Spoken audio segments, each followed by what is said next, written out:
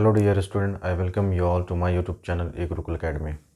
जैसा कि स्टूडेंट पिछले क्लास में हमने 2 या 3 टाइप देखा था, आज प्रॉफिट एंड लॉस का मैं पार्ट 3 आपके लिए शूट कर रहा हूँ।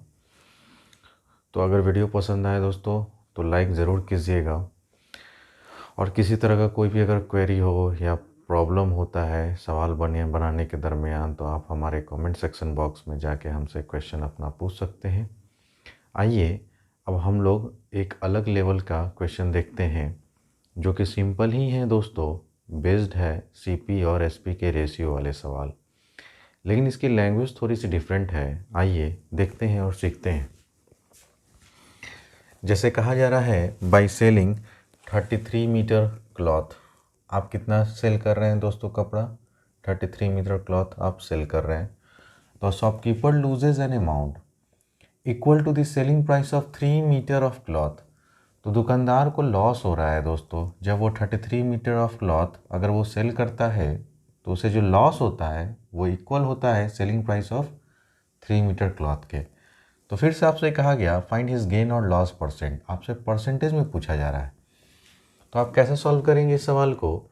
तो सबसे पहले आप ये देखिए ऐसे क्वेश्चन में कि सर यहाँ पे अगर लॉस दिया हुआ है तो आप लॉस देखिए, लॉस निकालिए। अगर यहाँ गेन होता तो हम यहाँ गेन से स्टार्ट करते। तो क्वेश्चन के थ्रू आप समझेंगे बहुत अच्छे से। तो आइए सॉल्यूशन करते हैं फ्रेंड्स। सबसे पहले लॉस, और आप लॉस पढ़ चुके हैं सर कि अगर कॉस्ट प्राइस ज़्यादा हो सेलिंग प्राइस से तो हमेशा इंसान को लॉस होता है। अब आप एक बात बताइए, किसी भी इंसान को लॉस हो या गेन हो, है ना, वो किस पे डिटरमिन होता है? तो आप पढ़ चुके हैं सर, वो कॉस्ट प्राइस पर डिटरमिन करता है। अब ये इंसान 33 मीटर कपड़ा बेच रहा है तो इसका मतलब वो 33 मीटर कपड़ा खरीद के भी तो लाया होगा। आप समझ रहे हैं ना? तो हम यहाँ लिखेंगे क्या चीज़ sir, CP of 33 metre cloth minus SP of 33 metre cloth. आप समझ रहे हैं मैंने क्या कहा? अगर मैं 33 मीटर कपड़ा खरीद कर लाऊंगा और 33 मीटर कपड़ा ही बेचूंगा, तभी तो मुझे पता चलेगा कि मुझे फाइनली लॉस हुआ या गेन हुआ। क्योंकि इस क्वेश्चन में इंसान को लॉस हो रहा है, और लॉस हम पढ़ चुके हैं सर सीपी माइनस एसपी होता है। तो ये पहले आप ये काम कीजिए कि वो 33 मीटर पहले कपड़ा खरीद के लाया होगा और फिर 33 मीटर कपड़ा खरीद के बेचा होगा, तभी तो उसको लॉस हुआ होगा। लेकिन यहाँ कह रहा है कि यहाँ जो इस व्यक्ति को जो लॉस हो रहा है ना, वो इक्वल है selling price of 3 metre cloth के।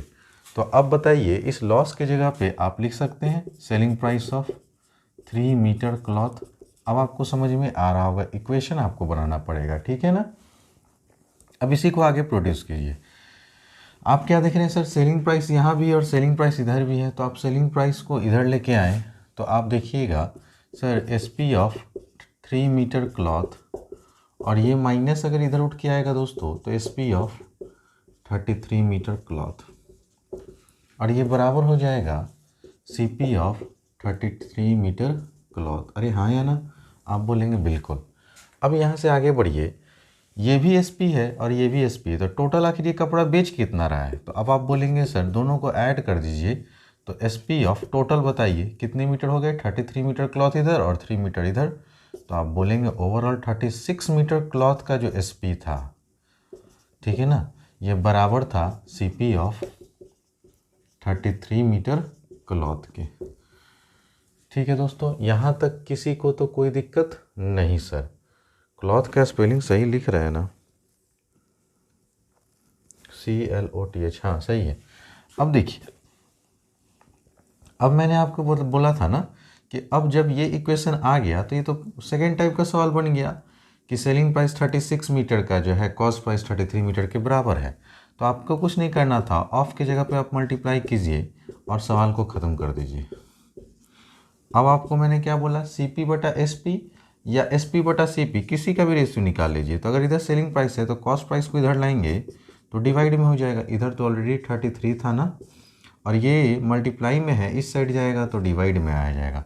तो आप खुद से देख लीजिए कि मैंने कपड़ा खरीद के लाया 36 मीटर नहीं, कॉस्ट प्राइस कितना पड़ा 36 रुपीज़ और आप बेच कितना में रहे 33 मीटर में, तो आपको जेन्युइन सी बात है आपको लॉस हो रहा होगा। तो लॉस बराबर आप क्या पढ़े हैं हमसे, बड़ा वैल्यू माइनस छोटा वैल्यू। तो बड़ा वैल्यू है कितना, तो आप बोलेंगे 36, छोटा वैल्यू है कितना 33। तो लॉस जो होगा दोस्तों वो हो गया आपका 3 मीटर का। ठीक है, 3 रुपीज़ का आपको क्या हुआ, लॉस हुआ। तो आपसे पूछा गया लॉस परसेंट बता दीजिए, तो लॉस हुआ कितने रुपए का, 3 रुपये का। कितने पे, तो आप बोलेंगे सर सीपी था कितना 36, तो 100 पे कितना, चूँकि परसेंट में पूछ रहा है तो 3 बन जा 3, 3 से ये कटा 12 बार में। अब 1/12 जो होता है दोस्तों, इसको अगर आप डिवाइड करेंगे तो आप देख लीजिए कि 100/12 था ना, 4 3 ज़ा 12 और ये 25, तो अब आ जाएगा 12.5%। नहीं दोस्तों, है ना, 4 3 12, 4 दूनी 8, 4 5 20, ठीक है ना। 4 से मैंने काटा, 4 3 12, 4 दूनी 8 और 4 5 20, ठीक है, 12 दूनी 24। तो ये आपका क्या हो गया दोस्तों, आंसर हो जाएगा। सो प्लीज़ आप इसे नोट कर लें, 12.5% है नहीं, है ना। एक बार डिवाइड करेंगे दोस्तों तो 3 से 8 बार में 8 3 जा 24 और +1, है ना। तो 8 होल 1/3% इस सवाल का क्या होगा, आप बोलेंगे सर आंसर होगा। तो अगर आपके एग्ज़ाम में इस तरह के क्वेश्चन पूछे जाते हैं लैंग्वेज बेस्ड क्वेश्चन, तो आप इस लैंग्वेज बेस्ड क्वेश्चन को आप जैसे जैसे बोल रहा है ना आप वैसे करें। उसने कहा कि मैंने 33 मीटर क्लॉथ बेचा तो मुझे जो लॉस हुआ वो 3 metre selling price of cloth के बराबर हुआ। तो सबसे पहले मैं जितना खरीद कर लाऊंगा उतना ही क्वांटिटी बेचूंगा किसी को, तभी मैं डिसाइड कर पाऊंगा कि मुझे लॉस हो रहा है बिजनेस में या प्रॉफिट हो रहा है। ठीक है ना। तो चूंकि इस क्वेश्चन में दिया हो रहा था कि इंसान को लॉस हो रहा है, इसलिए आप लॉस का फॉर्मूला लिखें CP माइनस SP। अब आप जितने मीटर कपड़े बेच रहे हैं उतने ही मीटर खरीद कर लाए होंगे।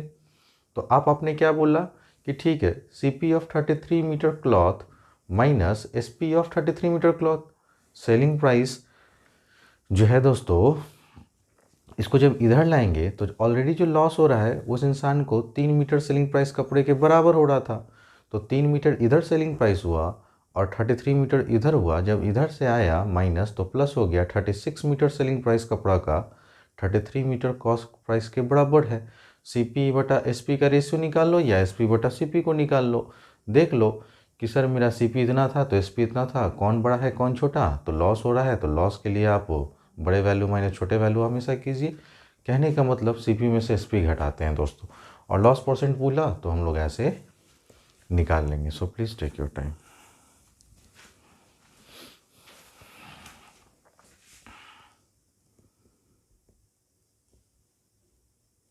आइए स्टूडेंट, अब आपके बोर्ड के सामने कुछ नोट में कर लिखा हुआ है, आप ध्यान से देखेंगे और समझने की कोशिश करेंगे, क्योंकि अब जो भी क्वेश्चन होगा दोस्तों, तो जो लड़के हमसे खासकर परसेंटेज पढ़े होंगे, ठीक है ना, यहाँ से मैं उनको हवा की तरह उड़ाना शुरू करूँगा सवालों को, ठीक है ना, क्योंकि अब मैं यहाँ से अप्लाई करूँगा डायरेक्ट आपका परसेंटेज का कॉन्सेप्ट। अब आप जीवन में मेरा एक बात याद रखिएगा, जब तक ये चैप्टर ख़त्म ना हो, कॉस्ट प्राइस किसी भी ऑब्जेक्ट का जो कॉस्ट प्राइस होता है वो अपने आप में 100% होता है दोस्तों। अगर मान लीजिए मेरे पास है ना एक बुक है जिसकी कॉस्ट प्राइस है 100 रुपीज़, मैंने मान लिया, थोड़ी देर के लिए मान लीजिए आप भी कि सर मैं एक मार्केट से बुक लाया, उस बुक का प्राइस अपने आप में कितना परसेंट है, तो आप बोलेंगे 100%। अब मैं कहूँ कि मुझे उस बुक पे 10% का प्रॉफिट हुआ, तो अगर प्रॉफिट रहे या गेन रहे परसेंटेज में दिया हुआ हो, मैं क्या बोल रहा हूँ दोस्तों ध्यान से सुनिएगा, प्रॉफिट रहे परसेंटेज रहे, अगर गेन में गेन परसेंट या प्रॉफिट परसेंट दिया हुआ रहे तो आप 100 में उस वैल्यू को डायरेक्ट जोड़ देंगे। जैसे अगर मैं आपसे बोलूं कि ठीक है अगर किसी आर्टिकल का दाम 100 रुपया था, उस पर 10% का प्रॉफिट हुआ, तो 100 का 10% कितना होता है दोस्तों, तो आप बोलेंगे 10 रुपया। तो 110 रुपया में आपने क्या बोला, सर मैंने उसे बेच दिया, ठीक है ना। अगर मैं परसेंटेज में बोलूं तो ध्यान से सुनिएगा फिर से मेरी बात, ताकि कोई कंफ्यूज ना हो। सर किसी भी आर्टिकल का कॉस्ट प्राइस 100% होता है, मान लीजिए 10% का आपको गेन दिया हुआ है, तो आपने उस आर्टिकल को कितना में बेचा, तो 100 में जो गेन हुआ है ना उसको आप ऐड कर दीजिए, तो कितना हो गया दोस्तों 110%। और 110% जो आया ये क्या आया आपका सेलिंग प्राइस। तो आपने 100 रुपये की चीज़ पे 10 रुपये का मुनाफा कमाकर 110 रुपये में बेच दिया।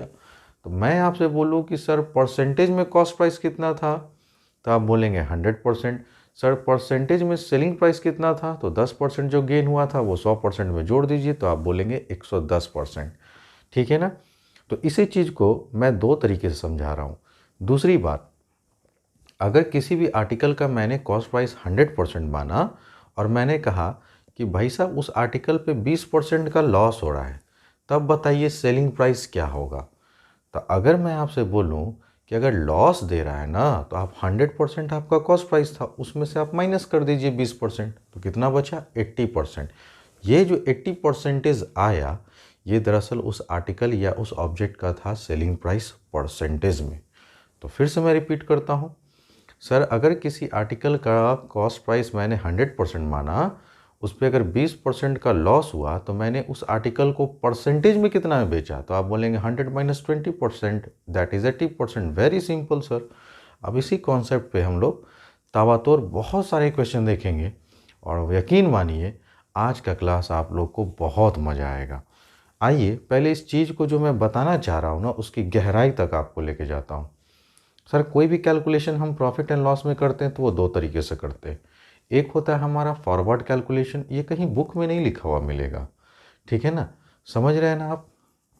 ये मैंने खुद इस तरह से बनाया है ताकि लोगों को अपना कंटेंट में और जैसे मैं पढ़ाता हूँ जो मेरे पढ़ाने का तौर तरीका है ना उसको मैं सिखा सकूँ और लड़के या लड़कियों में ये चीज़ इतना अच्छा से दिमाग में बैठ जाए कि वो प्रॉफिट एंड लॉस के सवाल को, ठीक है ना, वर्बली करना सीख जाए। बात समझ रहे हैं ना।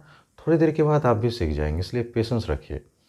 सर फॉरवर्ड कैलकुलेशन होता है और एक होता है बैकवर्ड कैलकुलेशन। फॉरवर्ड कैलकुलेशन में क्या आपको रहेगा, क्वेश्चन में गिवन, आपको क्वेश्चन में गिवन रहेगा आर्टिकल या ऑब्जेक्ट का कॉस्ट प्राइस। उसके बाद उस पर कहेगा कि गेन परसेंट हो रहा है, इतना का गेन परसेंट हो रहा है या इतना का प्रॉफिट परसेंट हो रहा है। आप बात समझ रहे हैं ना।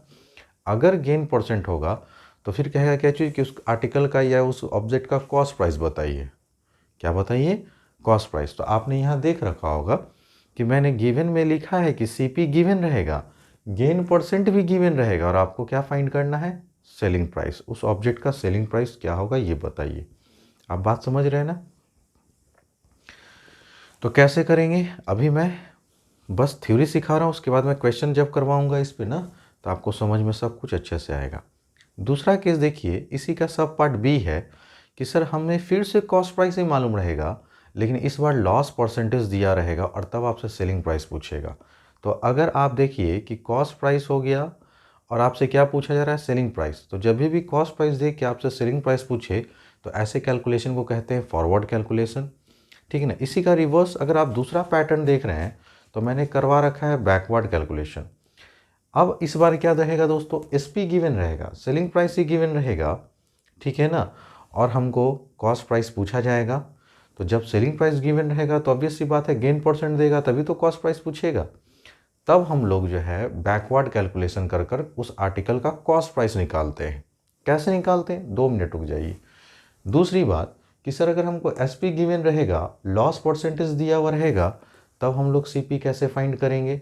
तो कभी भी याद रखिए अल्फ़ाबेट में पहले सी आता है तब एस आता है, नहीं ए बी सी इस तरह से जाते हैं तो पी क्यू आर एस, तो एस सबसे बाद में आता है, तो पहले सी आता है। अगर सी से एस जाना है तो आप समझ जाइए फॉरवर्ड कैलकुलेशन, और अगर एस से सी जाना है तो इसका मतलब बैकवर्ड कैलकुलेशन। अब इस थ्योरी पे मैं आपको सारे क्वेश्चन हिला कर दिखा दूंगा, एक एक क्वेश्चन है ना उसको एकदम उड़ाते हुए चलूँगा, समझे ना। इसलिए आप लोग पेशेंस रखिए। अगर जिस लड़के या लड़कियों को अगर ये वीडियोस नहीं समझ में आएगा, है ना, तब आप कहिएगा कि हाँ सर हमें नहीं समझ में आया, I have lots of doubts regarding this question, ठीक है ना। लेकिन मैं आपकी एक भी डाउट छोड़ूंगा नहीं, बशर्ते आप कॉपी कलम लेकर बैठे हों तभी। अगर आप सोच रहे होंगे कि हम मोबाइल से निकालेंगे और देख लिए तो हम सीख जाएंगे, तो शायद आपको दिक्कत होगा। आप समझ रहे हैं ना मैं क्या कहना चाह रहा हूँ। आप ये सब चीज़ एकदम नोट्स बना के बढ़िया से आप राइट डाउन करें। उसके बाद आज के बाद मैं आपको अलाउ करूँगा कि अब आप लोग इस एक्सरसाइज को बना सकते हैं। और उस एक्सरसाइज का नाम है दोस्तों एक्सरसाइज 10A, पेज नंबर है ना 134 from RS Agarwal, class 8 mathematics. अब ये छोड़ दीजिए, जिनके पास अगर RS अग्रवाल क्लास 8 का मैथ है तो वो किताब बनाए, जिनके पास NCERT है वो NCERT से बनाए प्रॉफिट एंड लॉस, और जिनके पास ठीक है ना कोई अदर सोर्स ऑफ बुक है तो आप उससे बनाइएगा। एकदम मेरे ऊपर भरोसा रखिए, आप सबसे क्वेश्चन बनेगा, बशर्ते मेरी बातों को समझ में आना चाहिए कि मैं क्या बोलना चाह रहा हूँ।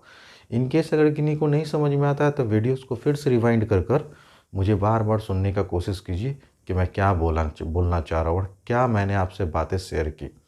अब यहाँ पे आइए। अब सर इससे फ़ायदा क्या होगा? इससे फ़ायदा होगा कि जो भी फॉर्मूला मैंने पहले दिन आपसे लिखवाया था ना, वो सब को अब काट देना होगा, क्योंकि मुझे फार्मूला से सख्त नफ़रत है। ठीक है ना? तो आप ध्यान दीजिएगा कि सर मैं कैसे सॉल्व करता हूँ।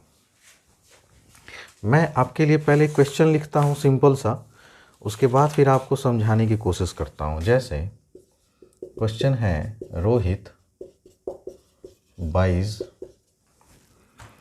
अ गीज़र फॉर रुपीज़, ये सब मैं आप ही के बुक का ले रहा हूँ दोस्तों, ठीक है ना। 3680 जो आपके सॉल्व एग्जाम्पल है मैं उसी को ले रहा हूँ, ठीक है ना, ताकि आपको भी लगे कि नहीं सर ने जो बताया वो थोड़ा डिफरेंट तरीका है और बड़ा अच्छा स्टाइल है। And sells it at a gain of 7 whole 1 by, अच्छा पहले सिंपल फ्रैक्शन लेके दिखा देता हूँ क्या, एट अ 10%। तो क्वेश्चन में पूछा गया for how much does he cell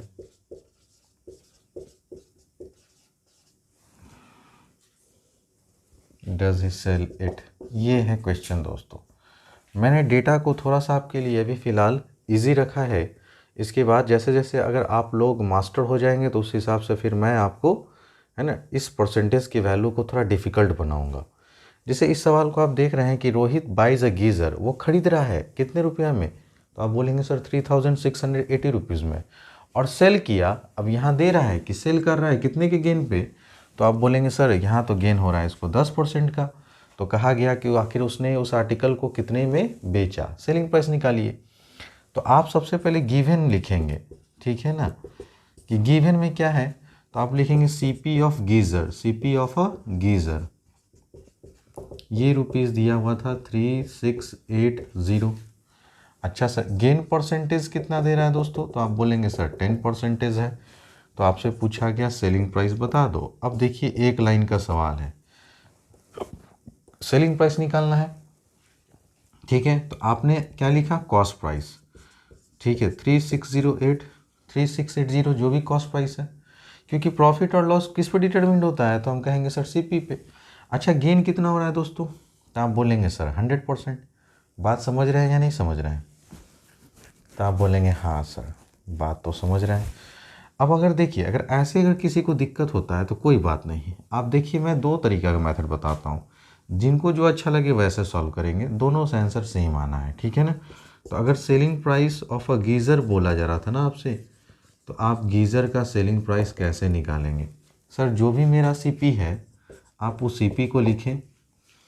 अगर गेन परसेंटेज हो रहा है तो हमने बोला था कि सर कॉस्ट प्राइस कितना होता है अपने आप में 100%, कितना होता है 100%, और गेन कितना हो रहा है 10%। तो आपने सर परसेंटेज में कितना बेचा, तो अगर मैं आपसे बोलूँ तो आप बोलेंगे सर 110% में, बस इसका 110% निकाल दीजिए दोस्तों, आपका आंसर ख़त्म एक लाइन में। अब आप क्या बोलेंगे सर कि ठीक है अभी मैं बना दे रहा हूँ अच्छे से, ठीक है ना, 110% का मतलब होता है 100 ना, तो 10101010 कट गया और आपका जो बच गया वो 3680 इंटू 11। अगर आप इसको गुना करेंगे 368 इंटू 11, तो आप 11 से गुना कीजिए, तो आप बोलेंगे सर 863, तो 8 14 4 6 3 9 1 10 4048 रुपया में आपने इसे बेच डाला दोस्तों। तो ये गीज़र का था सेलिंग प्राइस, ये हुआ फर्स्ट मेथड, ठीक है। अब आइए यहाँ से सेकेंड मेथड। देखिए मैं सिखाने आया हूँ, ठीक है ना, इसलिए आप सीखिए। स्कूल में सब लोग एक्स वैक्स करके ही टीचर लोग बताते हैं मैक्सिमम, मैं उससे आपको आज़ादी दिलाना चाहता हूँ, ठीक है, ताकि एक नया तौर तरीका आए मार्केट में कि हाँ ऐसे भी क्वेश्चन को बनाया जाता है। अगर ये मेथड आप सीख लें तो इससे बेस्ट कुछ है ही नहीं। दूसरा मेथड समझिए। सर हमने क्या मान लिया, लेट कर लिया, let CP of a geyser be 100%। Sir gain हो रहा है ना, तो आप बोलेंगे सर गेन कितना का हुआ, 10% का। तो देखिए गेन हो रहा है 10% का, तो बताइए selling price of a geyser कितना हो जाएगा, है ना। तो आप बोलेंगे सर 100 में 10% जोड़ देंगे तो 110%। अब अकॉर्डिंग टू क्वेश्चन 100% का ही वैल्यू आपको दिया हुआ था ना, कितना रुपया दिया हुआ था, सेलिंग कॉस्ट प्राइस 3680। तो 1% का वैल्यू बता दो, तो 3680 अपॉन 100। तो मैंने कहा सर सेलिंग प्राइस परसेंटेज में कितना था, 110%। तो 100% का वैल्यू दिया हुआ था और आपसे 110% का वैल्यू पूछ रहा था। तो 110% का अगर वैल्यू निकालना चाहेंगे तो 3680 बटा 100 इंटू 110। ठीक है, देखिए दोस्तों 2 जीरो से 2 जीरो अभी भी कट गया और यहाँ पे आया 3680 इंटू 11। आप बात समझ रहे हैं ना। तो फाइनली आप फिर से देख रहे होंगे कि सर 368 इंटू 11 करेंगे तो भी मेरा रुपीज़ आएगा 4448 रुपीज़। तो जो आपको बेस्ट लगे आप वैसे करें। मैं फिर से रिपीट कर दे रहा हूँ। सर मुझे क्या दिया हुआ था, कॉस्ट प्राइस, गेन परसेंट पूछ रहा दिया हुआ था और सेलिंग प्राइस निकालना था। सबसे पहले हम एक लाइन में लिखे हमको एसपी निकालना है, तो एसपी ऑफ अ गीजर लिखिए। जितना भी कॉस्ट प्राइस है उस कॉस्ट प्राइस को लिखिए। अगर गेन हो रहा है तो उस 100% में उस गेन परसेंटेज को जोड़ दीजिए। इसका मतलब इस आर्टिकल का डायरेक्ट 110% निकालेंगे, आपका आंसर खत्म। दूसरा मेथड क्या है, दोनों का दोनों परसेंटेज पे ही काम हो रहा है दोस्तों। ठीक है सर, किसी भी आर्टिकल का कॉस्ट प्राइस कितना होता है अपने आप में 100%। तो 100% होता है, गेन दिया हुआ है 10%। तो सेलिंग प्राइस बताइए परसेंटेज में कितना है, तो आप बोलेंगे सर 110%। क्वेश्चन के अकॉर्डिंग 100% का वैल्यू दिया हुआ था 3680 रुपीज़। आपसे 100% नहीं 110% का वैल्यू पूछा जा रहा था। तो 1% का दाम निकाल लीजिए, यूनिटरी मेथड, फिर 100% का दाम निकाल लीजिए, हो गया सवाल खत्म। This method is known as forward calculation. ये देखा आपने प्रॉफिट के केस में। ठीक है दोस्तों, अब इसी सवाल को मैं, अच्छा इसको एक बार राइट डाउन कर लीजिए, मैं स्क्रीनशॉट लूँगा।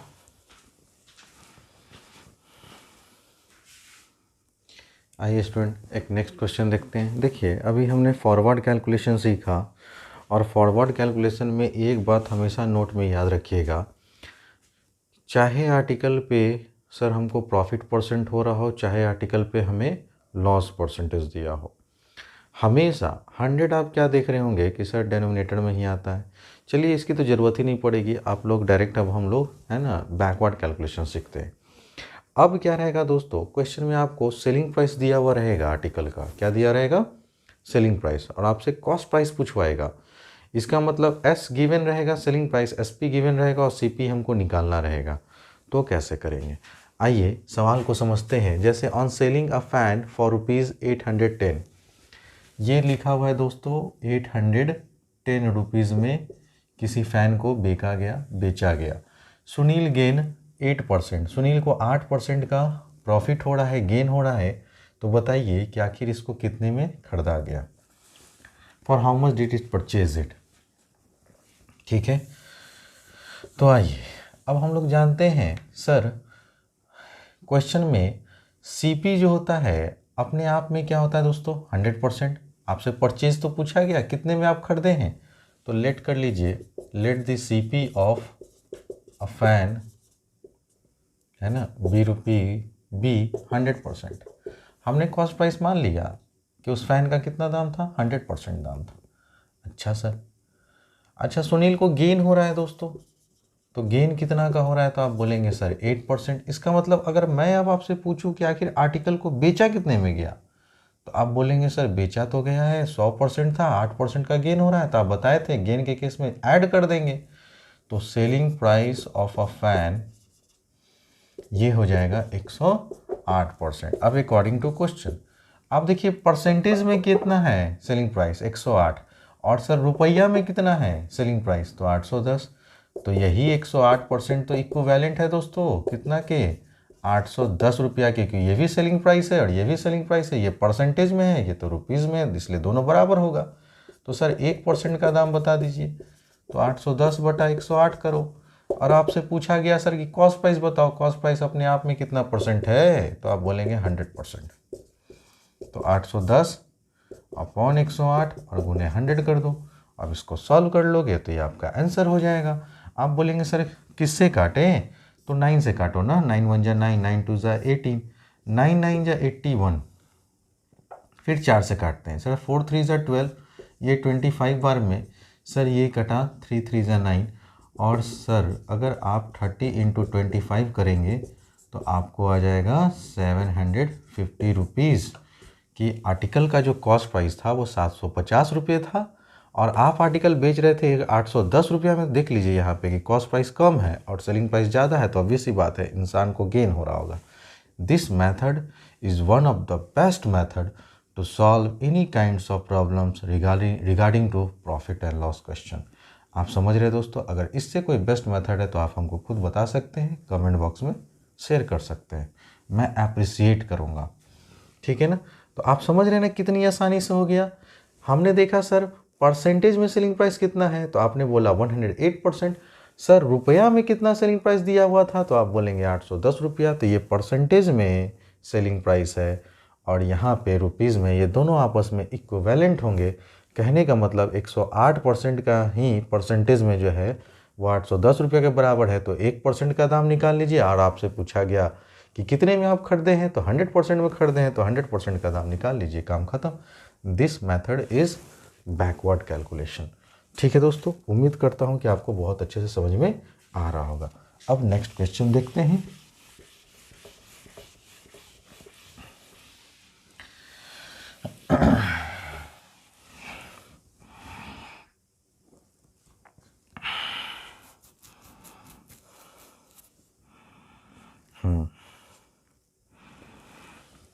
नेक्स्ट क्वेश्चन देखते हैं दोस्तों। ऑन सेलिंग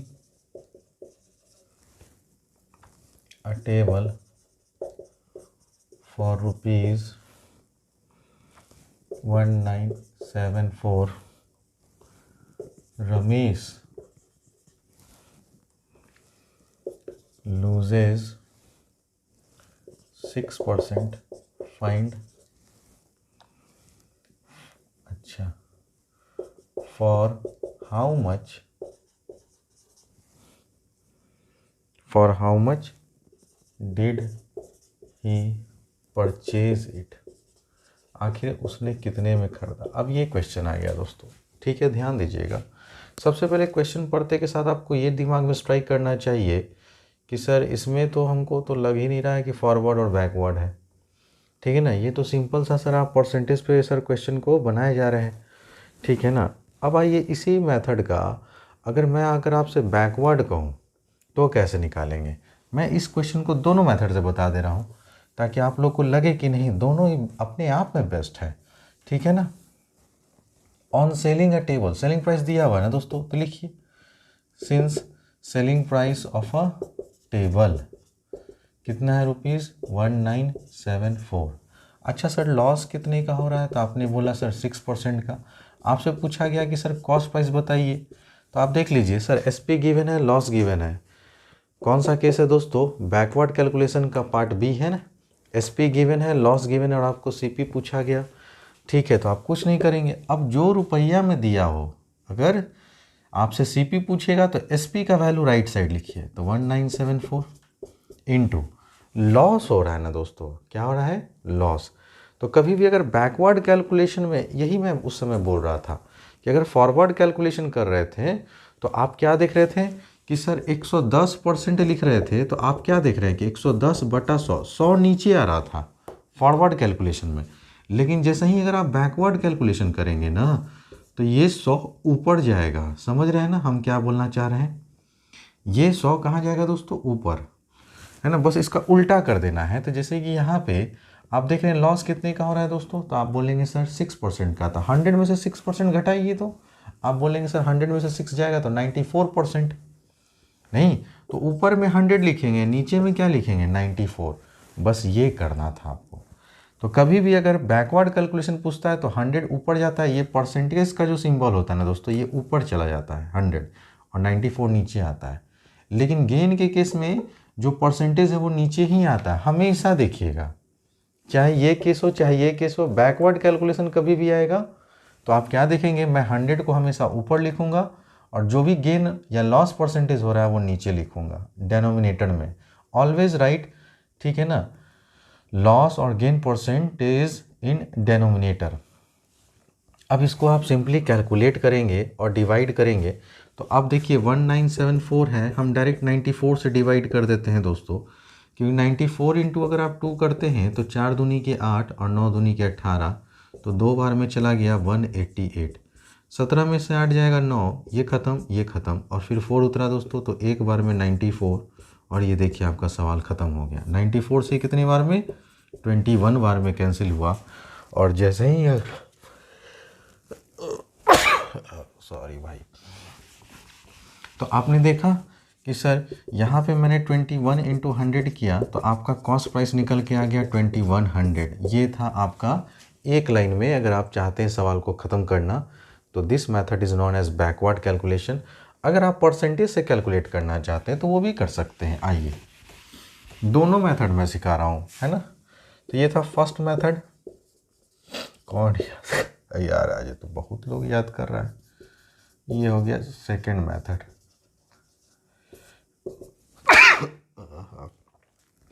ये था दोस्तों सेकंड मेथड। अब समझिए, sir on selling a table selling price दिया हुआ है और लॉस दिया हुआ, तो सबसे पहले लिख लीजिए आपको क्या क्या मालूम है। क्या नहीं मालूम है, कॉस्ट प्राइस नहीं मालूम है, तो इसी को पहले लेट करो। Let the CP of a fan be 100%। हमने मान लिया सर पंखे का दाम 100% था अपने आप में। अच्छा सर लॉस दे रहा है इस बार कितना का, 6% का। तो मैं अगर आपसे पूछूं कि बताओ मैंने उस आर्टिकल को कितने में बेचा, परसेंटेज में बताओ, तो 100 में से 6% का तो लॉस हुआ, इसका मतलब वो इंसान उस फैन को 94% पे बेच रहा है। तो selling price of a fan बराबर 94%। अब अकॉर्डिंग टू क्वेश्चन यही 94% का वैल्यू, यही 94% का वैल्यू क्वेश्चन में दिया हुआ था, कितना दोस्तों, 1974। तो 1% का दाम निकालो, 1974 अपॉन 94, तो देयरफॉर सर आपसे तो पूछा गया 100% का दाम ना,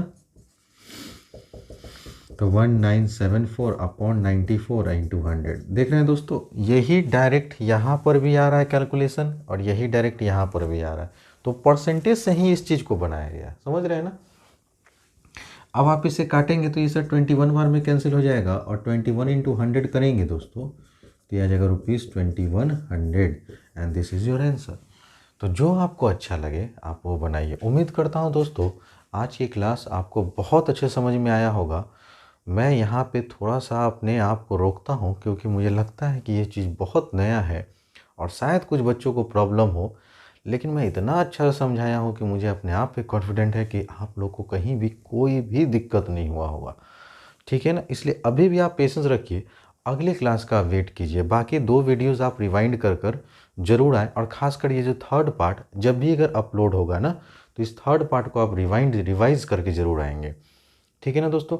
अगर वीडियोस पसंद आए तो लाइक करना, शेयर करना और सब्सक्राइब करना ना भूलिएगा। मिलते हैं दोस्तों अगले क्लास में, बहुत अच्छे तरीके से हम लोग एक एक चीज़ को ले जाएंगे, ठीक है ना। तो आप लोग प्रॉपर तरीके से नोट्स बनाइए, इस तरह से मुझसे लिखित लिखवा लीजिए, ना कोई आपको होम ट्यूशन का मास्टर इस तरह से पढ़ाएगा, ठीक है ना अदर इंस्टीट्यूट के मास्टर आपको इस तरह से पढ़ाएंगे, और बहुत सारे स्कूल में भी इवन इस तरह से नहीं पढ़ाया जाता होगा।